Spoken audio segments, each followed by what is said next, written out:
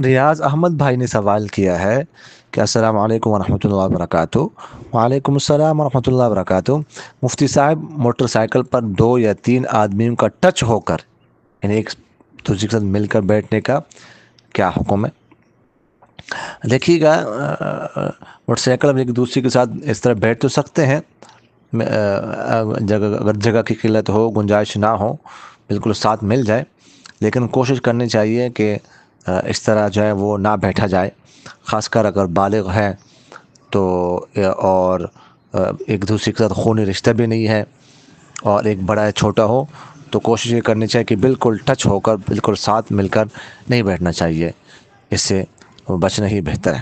اور دوسرا سوال انہوں نے یہ کیا کہ 2 بالغ آدمیوں کا ایک چادر کے نیچے سونے کا کیا حکم ہے؟ دیکھیے گا، اسی طرح اگر 2 بالغ ہو اور ان کا آپس میں کوئی خونی رشتہ نہ ہو تو ایک چادر میں، ایک کمبل میں، ایک بستر پر نہیں سونا چاہیے، اس سے بچنا چاہیے۔ آپ صلی اللہ علیہ وسلم نے اس سے منع فرمایا ہے۔ جزاکم اللہ خیر۔